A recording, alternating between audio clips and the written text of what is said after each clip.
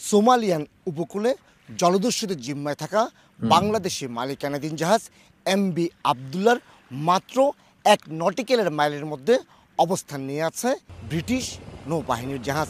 এমনকি হেলিকপ্টার চক্কর দিচ্ছে एमवी अब्दुल्लार ऊपर। अस्सलाम वालेकुम व्यूअर्स, मैं हूं एहसान खान और आप देख रहे हैं यूट्यूब चैनल एहसान रिएक्शन विद एहसान। मैं उम्मीद करता हूं आप जहां भी होंगे एंजॉय करते होंगे, मज़े में होंगे और फिट फाट होंगे। बड़ी खबर है, ब्रेकिंग न्यूज़ है और मैं आपको ये बताऊं कि अब जो बांग्लादेश की नेवी है, बांग्लादेश की जो वारशिप है, कल एक वीडियो पैगाम दिया गया था जो डाकू हैं सोमालिया के, उनकी तरफ से कि भाई आप अपनी वारशिप को, अपनी नेवी को, फिर यूरोपीय यूनियन की नेवी को, उनकी वारशिप को, इवन के इंडिया की जो वारशिप है उसको यहाँ से दूर ले जाएं, नहीं तो फिर हम आपके 23 जो क्रू मेंबर्स हैं उनको मार डालेंगे।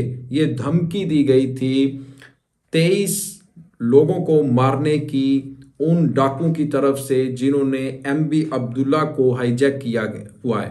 तो अब बांग्लादेश ने इसके ऊपर क्या किया है, बजाय इसके कि उस धमकी से उसका असर अपने ऊपर लेते, डरते या फिर यूरोपीय यूनियन की वारशिप को कहते भाई दूर ले जाओ नहीं तो ये हमारे लोगों को मार दे गए, और या फिर इंडियन को कहते, या फिर खुद बांग्लादेश अपनी नेवी वारशिप को पीछे धकेलती क्योंकि उनकी तरफ से बहुत बड़ा थ्रेट आया, बल्कि बांग्लादेश की नेवी और आगे चली गई। सिर्फ और सिर्फ 1 नॉटिकल माइल, सिर्फ 1 नॉटिकल माइल की दूरी पर है, बिल्कुल करीब है। और अब इतना करीब आ चुका है कि जो अब देखें, वो चाहते थे कि ये हमारे ऊपर जो प्रेशर बढ़ा रहे हैं ना, ये ना बढ़ा सकें, यानी बांग्लादेश, यूरोपीय यूनियन, इंडिया और फिर अमेरिका। और ये जैसे दूर जाएंगे तो हम कहीं और जाके बैठ जाएंगे या फिर हम किसी ऐसे डॉट पे जाके बैठ जाएंगे और ये हमें हमें या ऑपरेशन करना, हमारे ऊपर अटैक करना इतना इजी नहीं होगा। लेकिन बांग्लादेश ने इसको उलट किया। फिर यूरोपीय यूनियन की वारशिप ने भी इसके बिल्कुल बरक्स किया। उनको कहा गया कि आपने पीछे नहीं जाना। अब जैसे ही ये इतना करीब हैं, अब जनाब जाके जो 23 जो मेंबर हैं, बांग्लादेशी क्रू मेंबर हैं, नाविक हैं, उनकी फैमिली भी ये कह रही है कि जितनी जल्दी हो सके इन लोगों को आप रेस्क्यू करें और लेकर वापस इनको बांग्लादेश में आएं। लेकिन अब बांग्लादेश की जो नेवी है, हुकूमत और बांग्लादेश की जो सीक्रेट एजेंसी है, वो चाहती है कि हम अपने लोगों को भी बचाएं और ऑपरेशन भी ना हो, इनको सही सलामत अपने घर में लेकर आएं, क्योंकि उनके बच्चे हैं, फैमिली है। अगर कोई अटैक करते हैं, ऑपरेशन लॉन्च करते हैं तो फिर उसके नुकसानात भी सामने आ सकते हैं, उठाना पड़ सकते हैं दोनों पार्टीज़ को। तो इसीलिए बांग्लादेश की जो नेवी है वो इस तरह का कदम नहीं उठा रही। वो चाहते हैं, उन्होंने ऑप्शन दे दिया है इन डाकुओं को कि भाई आप सरेंडर कर दें, हम आपको गिरफ्तार नहीं करेंगे, आप आसानी से जहां मर्जी जा सकते हैं, हम अपने घर चले जाएंगे, आप अपने घर जाइएगा, कोई मसला ही नहीं है। आइए व्यूअर्स, इसके ऊपर एक वीडियो क्लिप पे पहले वो देख लेते हैं। वीडियो देखने से पहले चैनल को कर लें सब्सक्राइब और बेल आइकन भी प्रेस कर दें, वीडियो को लाइक किया करें और कमेंट सेक्शन में आप अपनी फीडबैक से हमें जरूर आगाह भी किया करें। 3, 2, 1 एंड क्यू। সোমালিয়ান উপকূলে জলদস্যুদের জিম্মায় থাকা বাংলাদেশি মালিকানাধীন জাহাজ এমভি আবদুল্লার মাত্র 1 নটিক্যাল মাইলের মধ্যে অবস্থান নিয়ে আছে ব্রিটিশ নৌবাহিনীর জাহাজ। এমনকি হেলিকপ্টার চক্কর দিচ্ছে এমভি আবদুল্লার উপর। তার আগে ইন্ডিয়ান নেভির একাধিক জাহাজ ঘিরে রেখেছিল এমভি আবদুল্লাকে। আর এই নিয়ে শঙ্কার মধ্যে পড়েছে জিম্মি 23 নাবিক। তারা চাই মুক্তিপণের মাধ্যমে হলো এই জিম্মিদের সুস্থ এবং অক্ষত অবস্থায় উদ্ধার করে আনা হবে।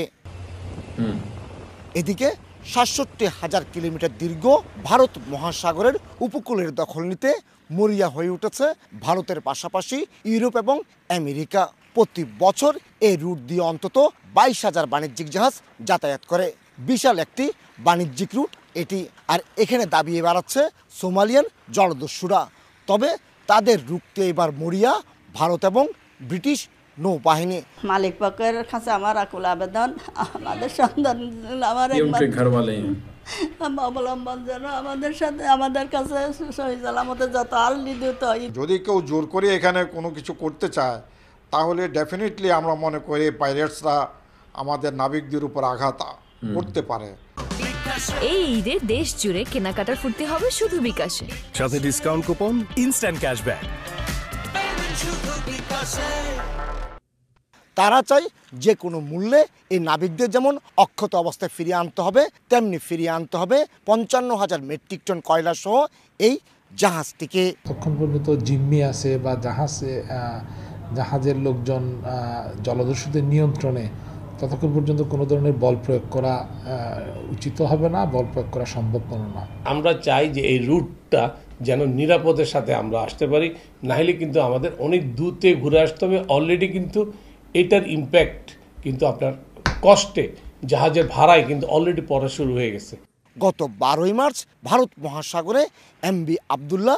तो जनाब आपने ये वीडियो देखी है और इसमें 23 जो बांग्लादेशी हैं जिनको उन्होंने किडनैप किया हुआ है, उनके घर वाले भी बहुत ही ज़्यादा परेशान हैं और उन्होंने ये अपील भी की है बांग्लादेश की हुकूमत से कि जितनी जल्दी हो सके इन लोगों को आप रेस्क्यू करें, उनसे रिलीज़ करवाएं और वापस इनको ढाका बांग्लादेश में लेकर आएं।